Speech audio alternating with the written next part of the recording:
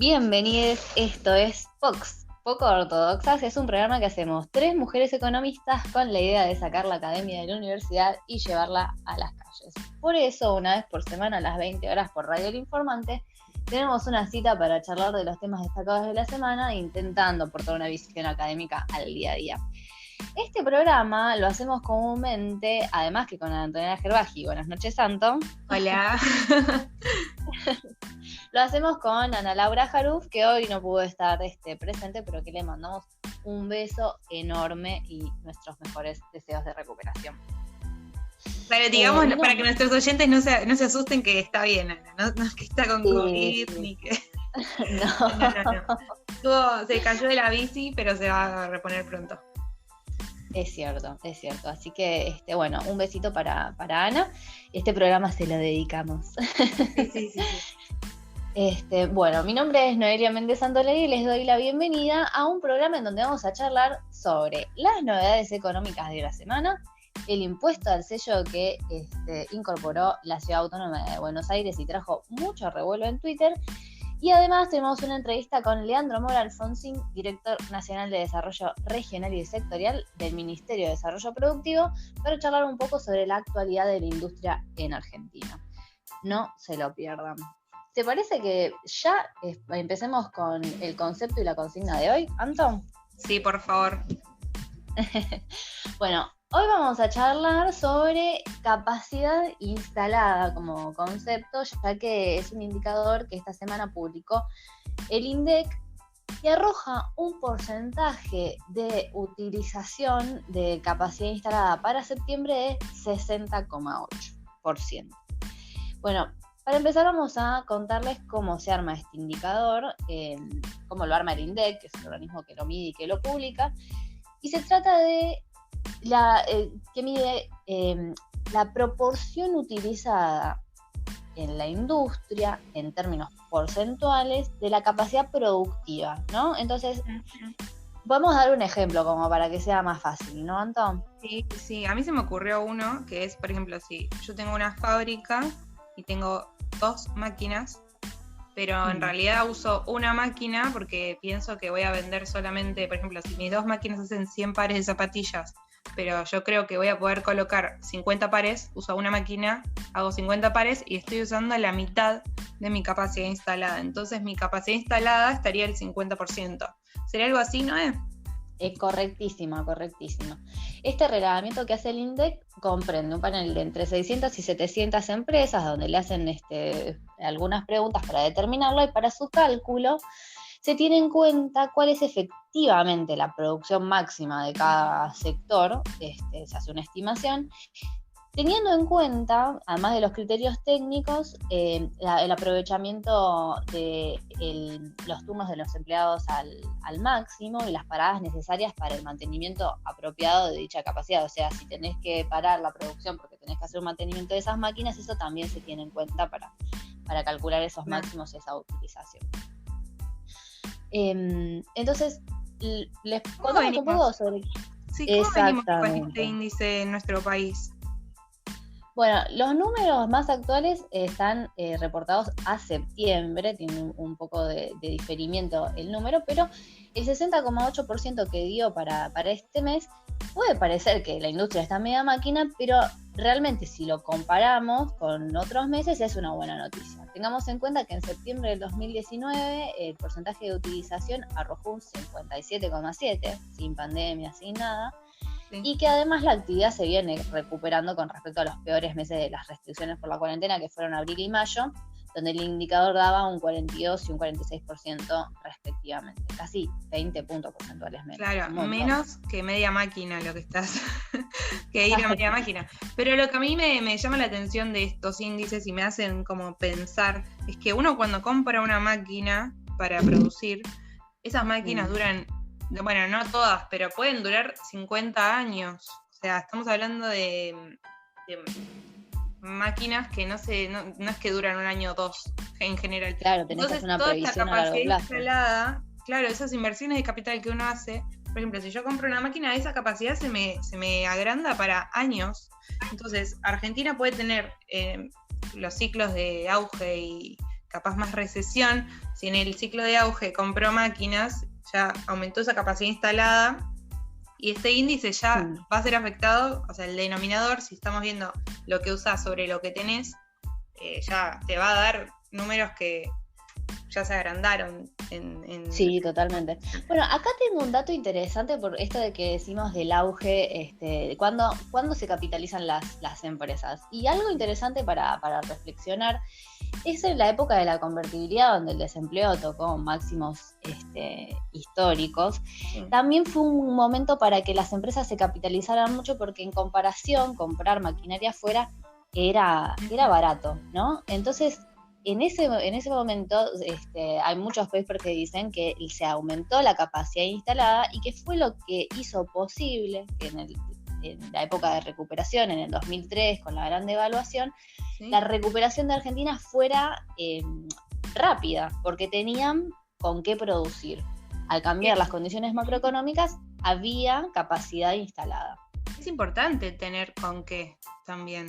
O sea, como país te hace las cosas más sencillas. Tenemos un montón de margen para crecer y no llegar al punto máximo donde no podamos hacer más y tener que comprar. Bueno, es importante también el concepto de pleno empleo cuando hablamos de capacidad instalada, ya que este concepto dice que pleno empleo, o sea, te acercas al pleno empleo cuando estás casi al 100% de la capacidad instalada.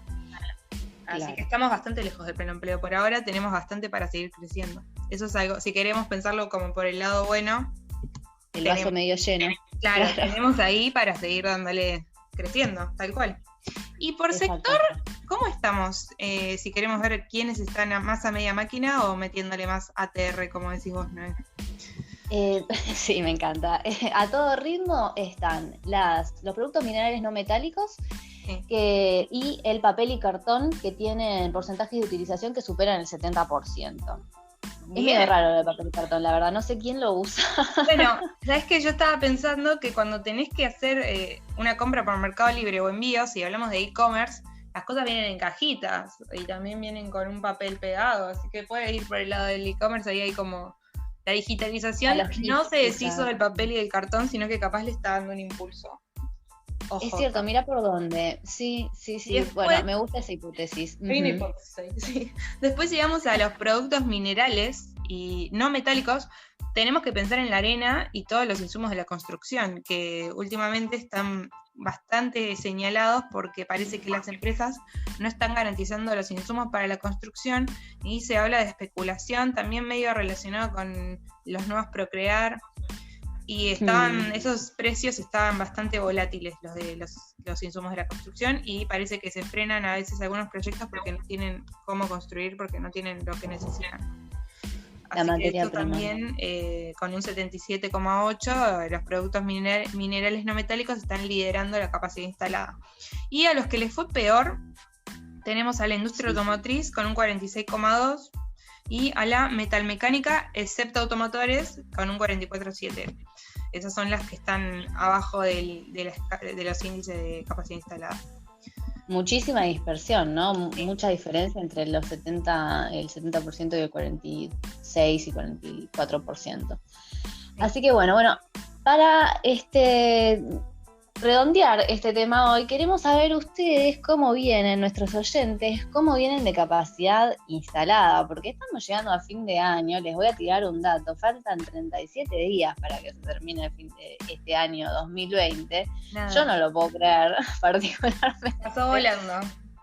Mal, totalmente. Y queremos saber cómo viene usted, porque es una época del año donde uno viene como con el caballo cansado, viene a media máquina, pero puede no ser tan así. Yo estoy particularmente ATR, como me gusta decir. ¿Vos, Santo, cómo venís? Estás más cerca del papel y del cartón, entonces, ¿no?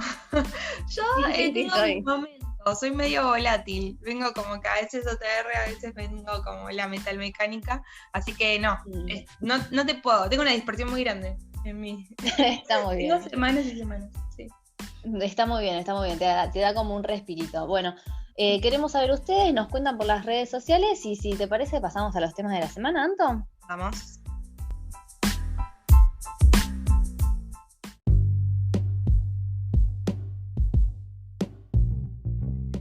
Y hoy les traemos un pimponazo de novedades económicas. Pasaron muchas cosas esta semana, así que no les vamos a robar más tiempo y vamos directo a la información. Comencemos con el aporte solidario y extraordinario a las grandes riquezas, ya que diputados aprobó el proyecto y falta que pase por senadores, donde el oficialismo cuenta con la mayoría. La iniciativa de aporte extraordinario busca recaudar 300.000 millones de pesos y tiene como se hizo como la grieta sobre este aporte, porque tenemos a los que están a favor diciendo que es exorbitante la riqueza de los alcanzados, entonces estaría bien grabarlos con un nuevo aporte más en contexto de COVID, pero también los principales detractores hablan de que primero, cuando estamos hablando de Argentina y hablas de más impuestos, ya como que la gente está saturada de impuestos, entonces por ahí vienen bastantes detractores. También apuntan sobre que no va a ser solamente por única vez, sino que va a ser anualmente, como otros impuestos que también fueran por única vez y se quedaran. Y también algunos detractores dicen que por qué apuntar sobre más impuestos y no poner el ojo en el gasto, que es la contracara del impuesto, o en combatir la informalidad, que en nuestro país ronda más o menos el 30% de la economía. También algunos dicen que va a haber un éxodo de empresarios hacia otros países como Uruguay. Así que tenemos como muchísima polémica con lo que es el aporte solidario y extraordinario. También hay gente sí, no nos olvidemos que tema en Vox, por lo menos lo venimos charlando, no sé, desde abril, marzo, cuando empezó el programa, básicamente. Desde la pandemia. Claro, vino el COVID y ya... la verdad que, bueno, muchos países también contamos en el programa con Corina Rodríguez, ¿no? ¿No es? Sí, con ella estuvimos charlándolo. Y era inminente la aprobación, supuestamente, bueno, estamos en noviembre. Sí. Así que hay muchos detractores y no fue por ahí una ley fácil de tratar en el Congreso, la verdad. No, tal cual. Es que también cuando vos grabás las grandes riquezas, tienen cierto poder de lobby y para hacer peso político. Quiero recordar también que este impuesto no es solo de Argentina, sino que en contexto de COVID habíamos mencionado en el programa que muchos países habían implementado este tipo de impuestos. Algunos dicen que estás grabando doble porque ya la riqueza se graba con bienes personales, pero bueno, de nuevo, los que están a favor dicen que es por lo exorbitante de estas riquezas. Bueno, continuemos porque hay muchísimo para hablar de este impuesto y no quiero robarme todo el tema de la semana. Cuando vamos a las jubilaciones, justo la contracara de las grandes riquezas por los jubilados, dice que el gobierno anunció el alza de las jubilaciones para diciembre en un 5%. Con esta suba, la jubilación mínima llegará a 19.035 pesos y finalizará 2020 con un incremento de 35,3. El aumento también aplicará sobre los beneficiarios de pensiones no contributivas, AUH, y la mejora alcanzará a 7,1 millones de jubilados y pensionados y a 8,8 millones de jóvenes que reciben asignaciones universales. Bien, 33,5 está más o menos en línea con la inflación de este 2020. Hay que ver cómo termina. Claro. Diste vuelta a los números, Santo, 35,3, no sabías. Perdón, 35,3. 33,5 sí. No, mejor para los jubilados. Pero sí, bueno, tal cual. Hubo muchísima polémica con el tema también de cómo se actualizan las jubilaciones y está siendo tratado también en el Congreso la nueva ley de jubilaciones. Vamos a ver. Sí, la nueva fórmula de ajuste que va atada a recaudación y a evolución de salarios en vez de a inflación como era la fórmula anterior. Exacto. Continuando con estos números de jubilaciones, vamos a pasar por el valor de la canasta básica que se necesita para no ser pobre, que en octubre de este año llegó a 16.152,62. Si hablamos de la jubilación de 19.000, estamos muy cerca de no ser considerado pobre. O sea, los jubilados están un poquito más arriba de lo que se necesita para no ser pobre. Después, si vamos al valor para no ser considerado indigente, la canasta alcanza los 6.702 pesos. Son números bastante... Sí. Perdón, y esto no es para una familia, sino para un adulto, que es un dato importante. Datos de la realidad económica de hoy en día. Tal cual, tal cual. Y son datos a los que les pegan mucho los números de la inflación que les estuvimos contando la semana pasada, porque hubo una aceleración de la inflación para octubre de un 3,8%, si yo no estoy equivocada, que es un poco más de lo que esperaban los analistas, hasta los más optimistas.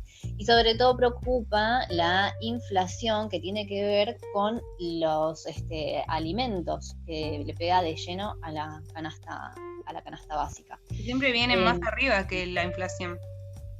Exactamente, llegó a rondar el 5%. Así que si esta tendencia se verifica que continúe durante el año, hay que ver cómo quedan las jubilaciones y la canasta básica para comparar más adelante. Pero bueno, vamos a más noticias sobre el sector interno que están relacionadas con la evolución del nivel de precios, porque muchos dicen que el problema de la inflación tiene que ver con el resultado fiscal, y para octubre el déficit se alcanzó un 4.8% del PBI. Se espera que llegue a un 7,5% para final de este año.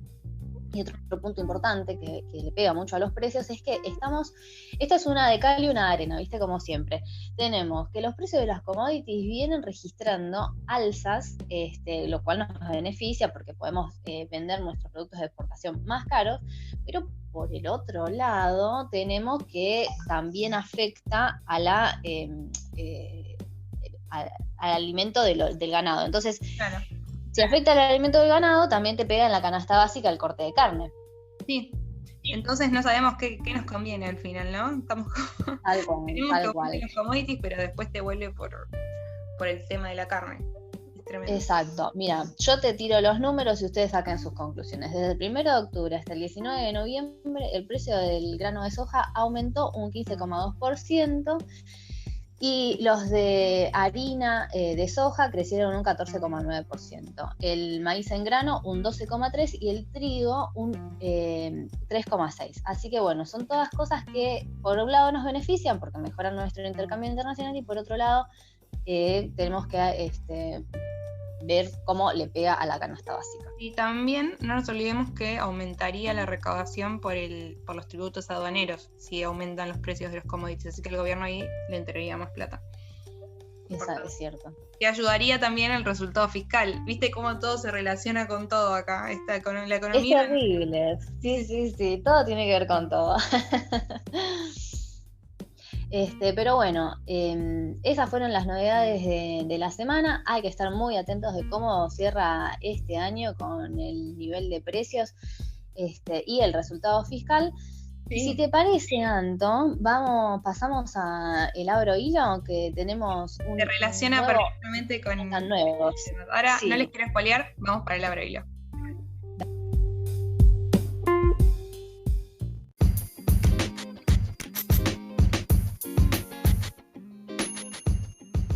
Y en el Abrohilo de hoy vamos a medir el termómetro de los tuiteros cuando hablamos de nuevo de impuestos. Twitter está un poco intolerante y es tierra de libertarios también. Creo que hay bastantes libertarios, así que cuando alguien menciona la palabra impuesto, sabemos que la gente va a saltar. Y hoy vamos a hablar de tributos provinciales, porque vamos a hablar de Cava y los impuestos a los sellos, ¿sí? Los tuiteros empezaron a tuitear como locos porque salió la noticia de que en el presupuesto 2021 de la Ciudad Autónoma de Buenos Aires se incluyó un nuevo impuesto, que en realidad es un viejo impuesto que se amplió, sobre las compras con tarjeta de crédito. Este es el famoso impuesto a los sellos, y lo que pasa es que ahora, cuando al final del resumen de tu tarjeta, te van a cobrar un 1,2% del total que consumiste en concepto de impuesto a los sellos, ¿sí? Esto empieza a grabar en enero, entonces, si vos hiciste compras en 2020, pero en cuotas, todas esas cuotas van a pagar este nuevo impuesto.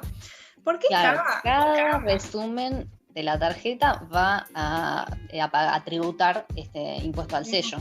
Exacto. ¿Y por qué estamos viendo que Cava empezó con este nuevo impuesto? Bueno, todo viene en el marco del recorte de coparticipación que hace unos meses se le efectuó Cava por el tema del traspaso de la policía. Sí, que bueno, con el gobierno anterior le habían aumentado el índice, ahora Alberto se lo recortó, entonces Cava se vio afectado en su presupuesto y dice, bueno, ahora yo me quedé con menos plata, necesito recaudar más. Entonces, ¿qué hace? Lanza un nuevo impuesto. Y también en este presupuesto 2021 se vio una austeridad importante porque se recortaron todas las obras públicas, se frenaron virtualmente. Estas medidas tan drásticas, según el gobierno de la ciudad autónoma, dicen que si la Corte falla a favor de la Cava y se restituyen los índices de coparticipación, quedarían sin efecto, ¿sí? Como que votarían marcha atrás a este nuevo impuesto y reactivarían las obras públicas. Pero bueno, sabemos que de nuevo, cuando un impuesto se empieza a cobrar, sabemos que nunca se deja de cobrar, así que ahí también los tuiteros estaban medio incrédulos sobre si darían marcha atrás al impuesto o no. Hay cierta inercia tributaria en los nuevos. Sí, cuando empieza a entrar la plata, uno después ya no quiere que deje de entrar, como cualquier cosa, ¿no? Pero bueno, desde la CAME alertaron que este nuevo tributo desalentaría la formalidad, digamos que fomentaría los consumos en efectivo, lo cual también deriva en menos recaudación de otros impuestos. Así que ahí estoy con la CAME, porque en realidad la Cava cobra ingresos brutos también y otros impuestos que si con tarjeta de crédito podría formalizar más esas ventas, y ahora si todo se pasa al efectivo podría tener un efecto contraproducente hasta el mismo gobierno, ¿no? Que quizás busca recaudar más y puede llegar a causarle el efecto contrario. Hay que ver que si la gente posterga sus decisiones de consumo, porque muchas de esto afecta a las tarjetas de crédito, y por ahí muchos de los consumos que uno pone en la tarjeta de crédito es un consumo, no sé, de un electrodoméstico, lo va pagando en 12 cuotas o algo, un gasto un poquito más grande. Entonces hay alternativa. Sí. Esperás 12 meses y lo compras de contado, no se sabe. No sé, hay que ver si esto va a afectar los comportamientos. Pero bueno, esto... Por eso supongo que lo aplican también, porque hay como cierto consumo cautivo.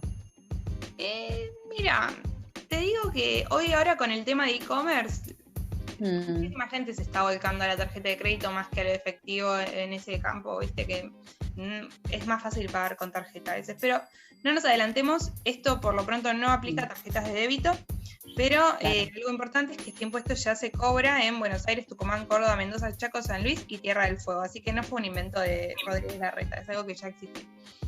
Bueno, vamos a hablar de Twitter un poco, que tiraron muchísima data y algunos chistes que está bueno mencionarlos.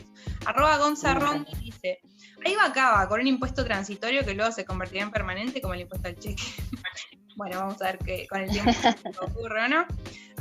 @Ariseton dice, las cuotas a vencer en 2021 de los planes 3, 6, 12 y 18 también van a pagar el impuesto al sello. Prepárate para agregar un costo que tal vez no tenías previsto cuando hiciste la compra, lo cual tiene razón.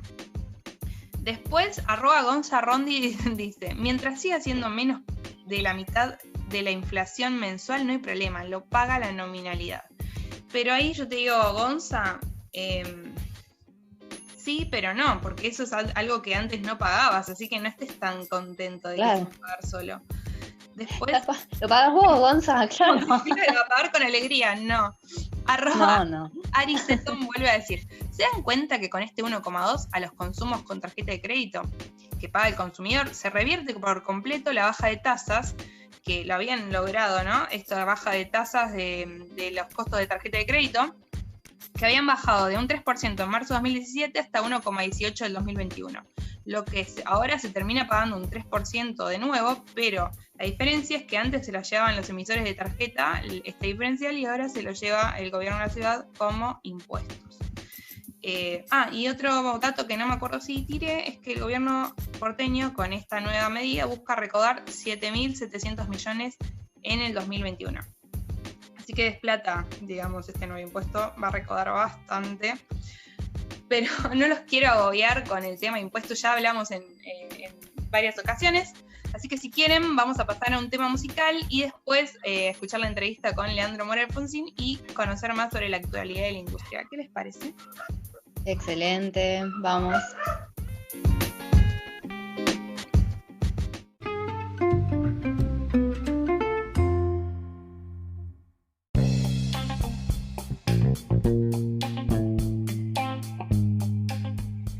Y entramos en el segundo bloque de POX. Hoy en esta entrevista vamos a contar con la presencia de Leandro Mora Alfonsín.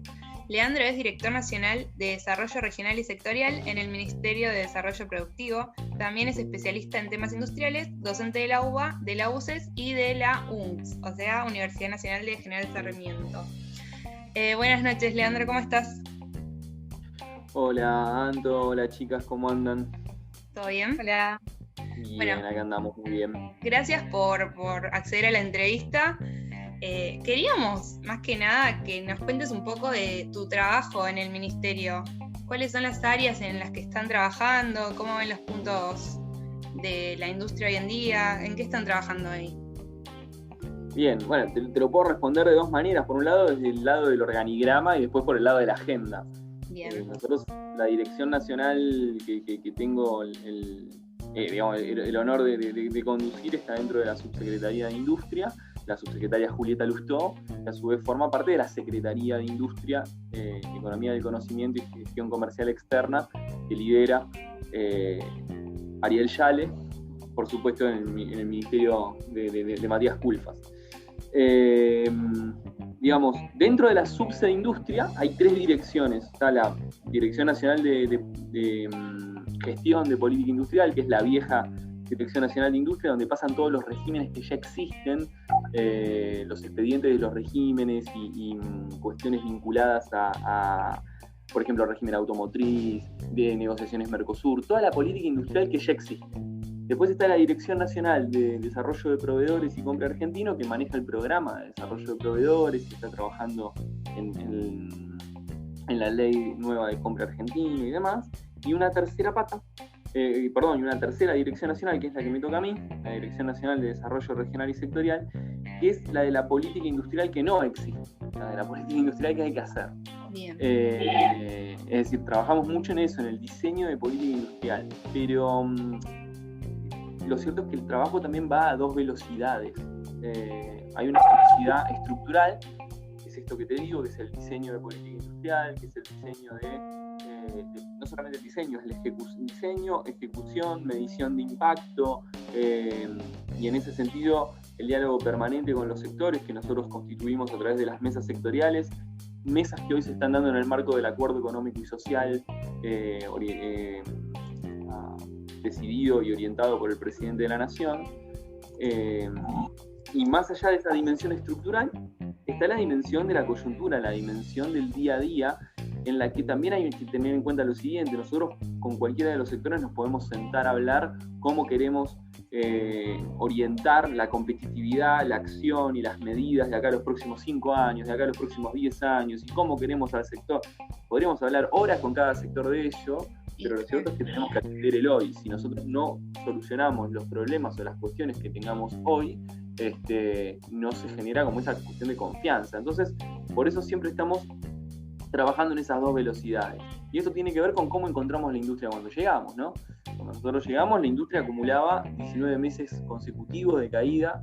El proceso de deterioro y de pauperización del entramado de la industria manufacturera en 2018 y en 2019, en realidad desde 2016 en adelante, pero 2018 y 2019 en particular, ha sido muy fuerte, en donde estamos hablando no solamente de una crisis, sino de pérdida de capacidades productivas. Cuando vos perdés 165.000 empleos en 4 años de industriales, siendo que los empleos industriales son los que mejores salarios pagan, los que presentan mayores índices de formalización, los más calificados, ahí ves que hay una cuestión de destrucción de capacidades. Y no solamente esa crisis le pegó a algunos sectores, a los más pymes, a los más mercado internet, no, le pegó a todos. El año pasado no hubo un solo sector de la industria que haya crecido. Y en ese sentido, cosa que es muy inédita, ¿no? Hay que retrotraerse mucho en el tiempo para ver algo así.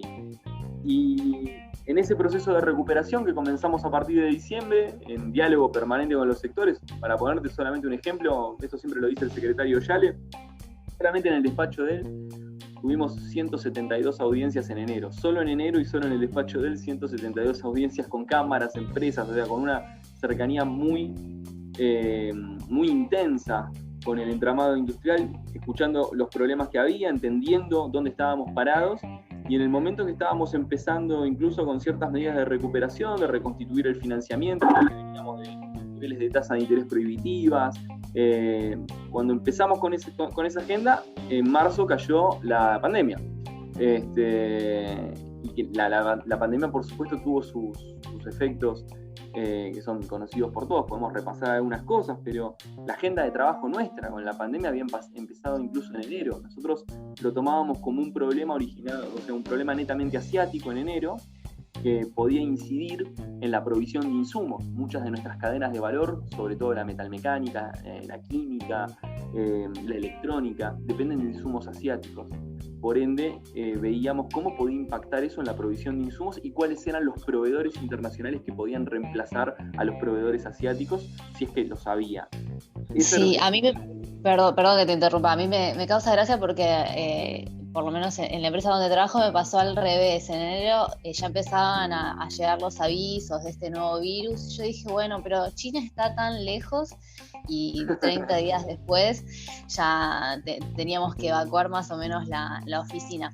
Pero hablando un poco de eso, me interesa también que nos cuentes, bueno, ahora, parados ahora en noviembre y habiendo atravesado este año tan complicado, ¿qué desafíos identifican ustedes ahora en el corto plazo con la recuperación un poco de la actividad, con este tregua que da el COVID en este momento, y a mediano plazo, suponiendo que tengamos una vacuna y un tratamiento que permita retomar a pleno la actividad?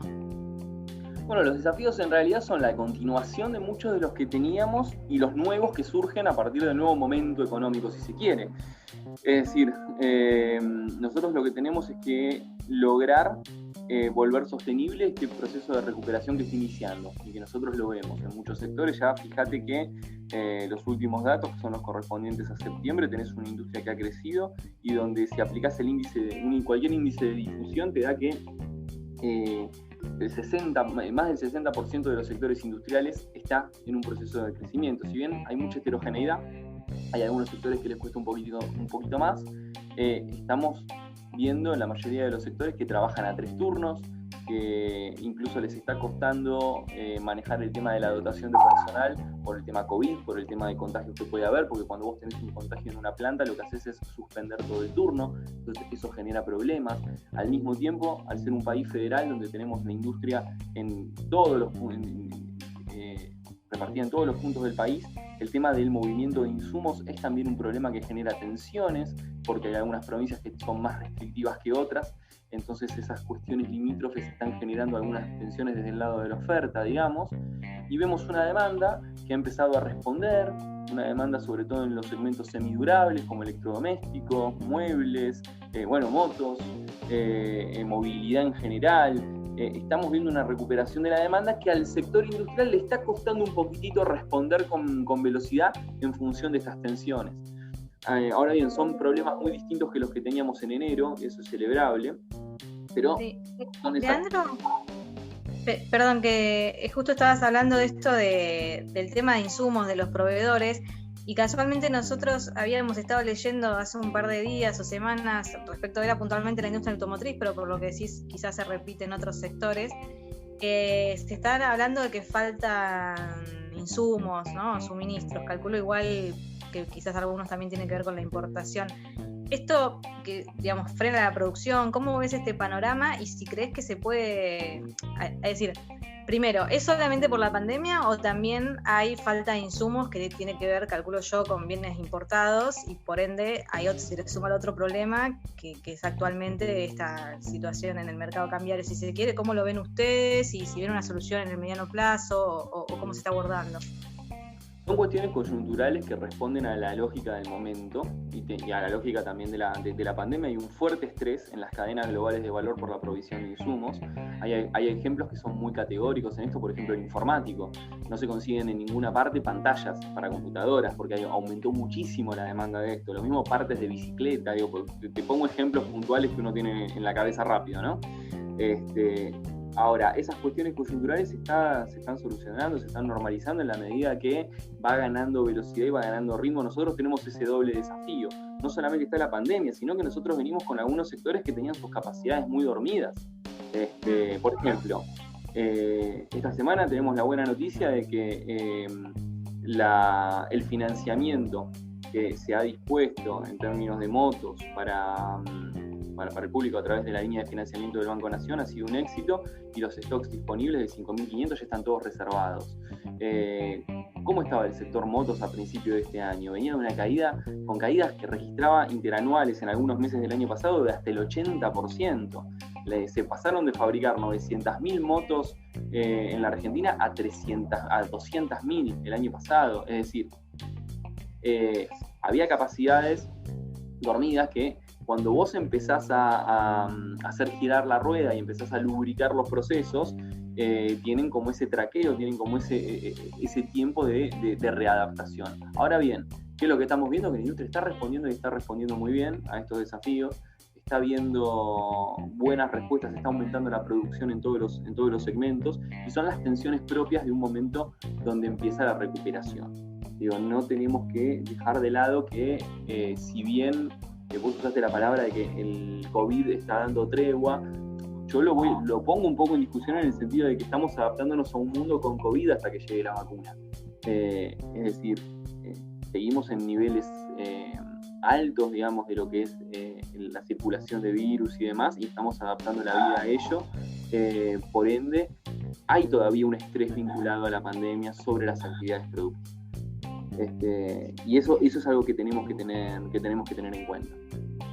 Sí, hablando un poco de recuperación y de estas capacidades, hace unos días vimos la noticia de que Toyota anunció una fuerte inversión y una integración con la empresa Sales de Jujuy para comenzar a producir baterías de litio. ¿Estamos en condiciones de fabricar autos o partes de autos eléctricos?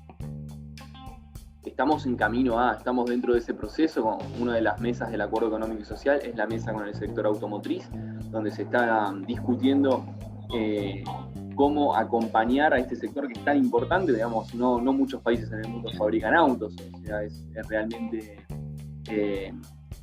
Argentina tiene capacidad para hacerlo y fabrica modelos. ¿Qué es lo que nosotros queremos? Un sector que tenga una mejor inserción internacional, diversa, no solamente dentro de Mercosur, sino también extra Mercosur, donde haya modelos exclusivos, como es el caso, ustedes nombraban el caso de Toyota. Toyota es un gran ejemplo, donde vos tenés que la Hilux se fabrica fuera de Japón, se fabrica solamente en Tailandia, Sudáfrica y Argentina.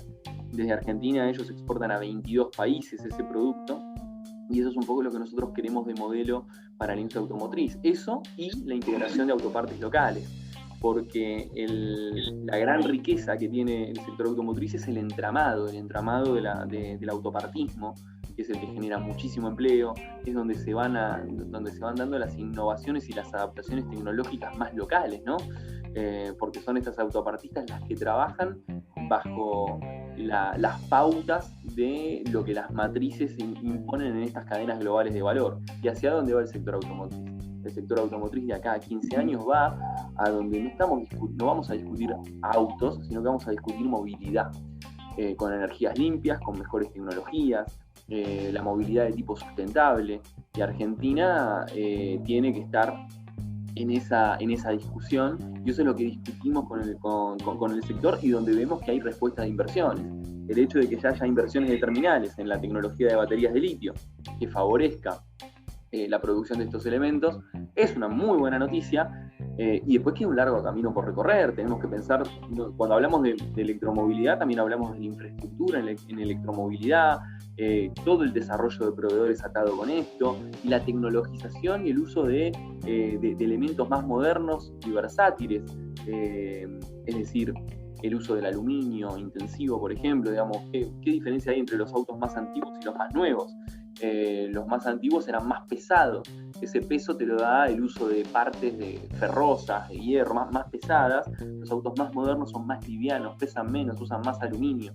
Entonces, en esas cuestiones, digamos, ya la estoy nerdeando, esto va más de nerd, ¿no? Pero el consumo de aluminio por habitante es un indicador donde ves procesos de desarrollo más profundo en las experiencias de los países industrializados. Y así ese camino tenemos que ir. Así ese camino estamos yendo, digamos. Eso es importante de señalarlo como tal y sin metáforas. Digo, tener industria es una decisión política y esa decisión política hoy está tomada. Nosotros queremos tener industria y queremos tener una buena industria sostenible, una industria con buena tecnología, una industria inclusiva, que es la que genera empleo, que es la que genera valor agregado y es la que nos inserta en el mundo de manera diversa.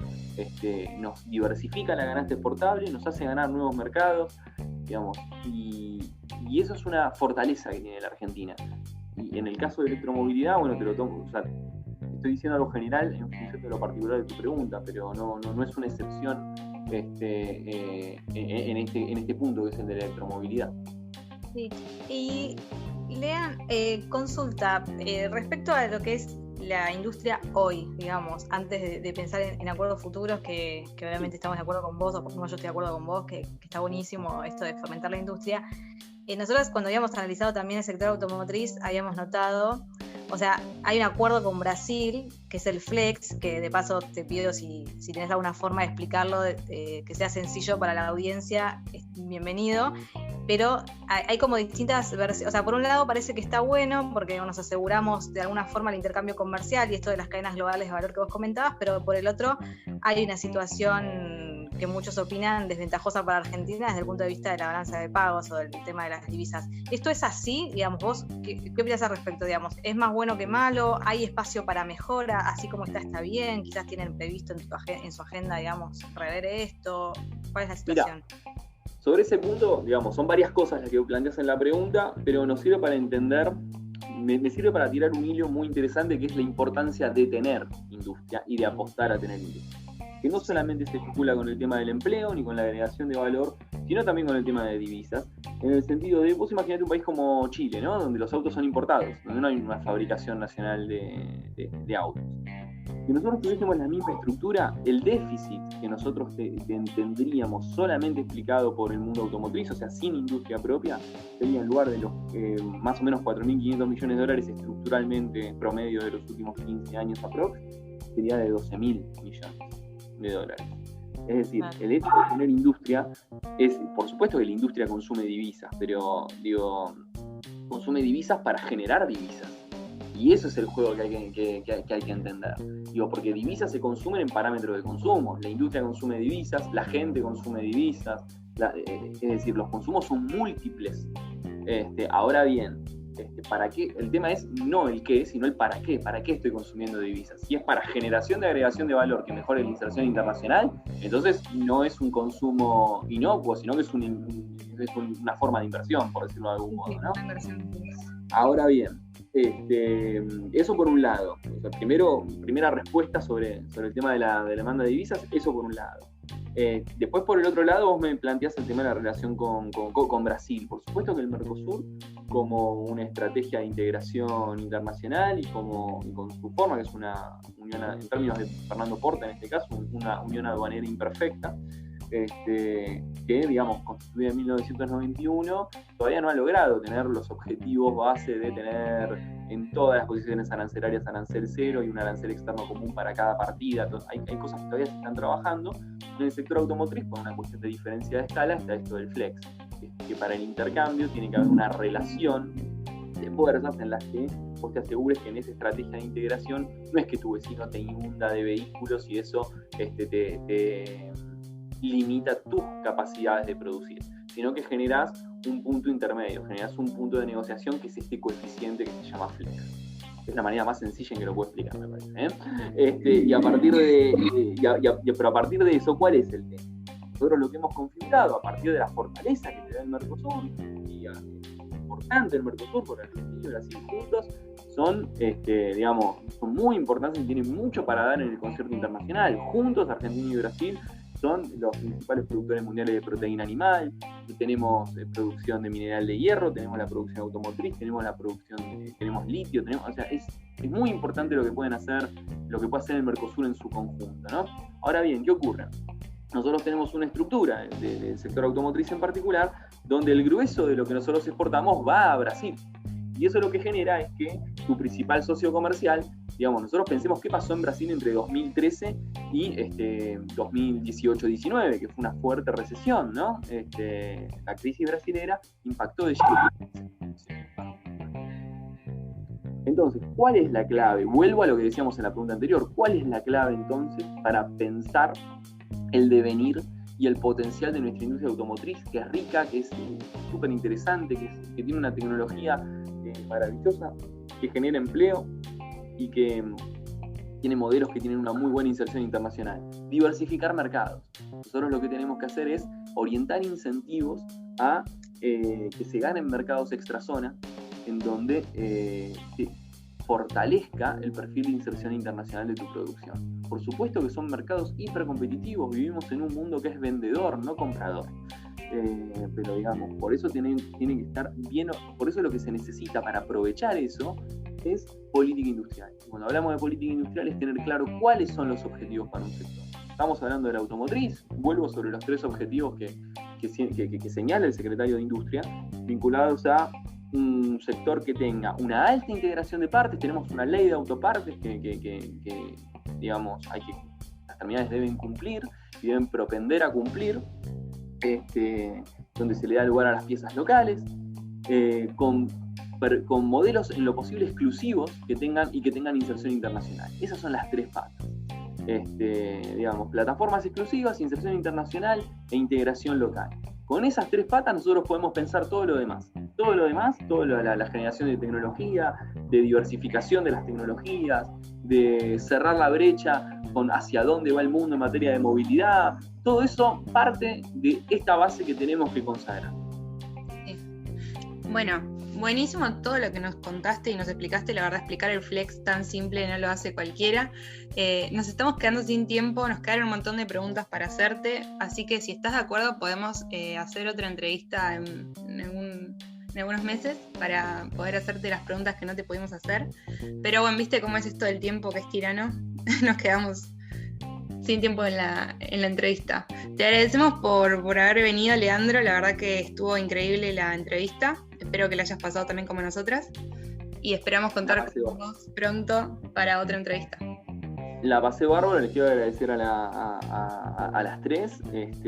La verdad que me gusta mucho lo que hacen, simplemente como mensaje final, como para una cosa decir chau, que sí quiero que quede bien marcada en este espacio. Es el 2020 lo que mostró es que no da lo mismo tener o no tener industria.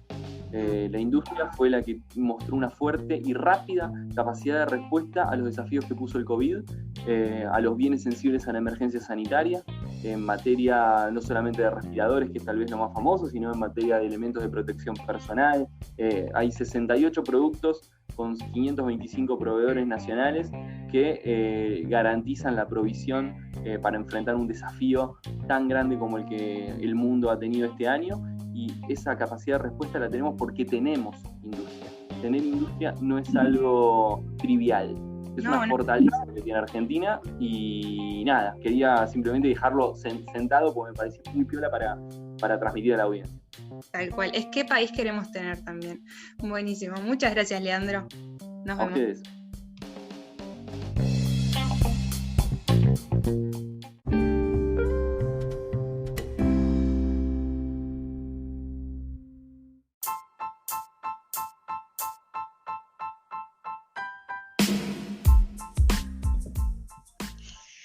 Bueno, amigues, se nos terminó el programa. Mil gracias por habernos acompañado durante este martes.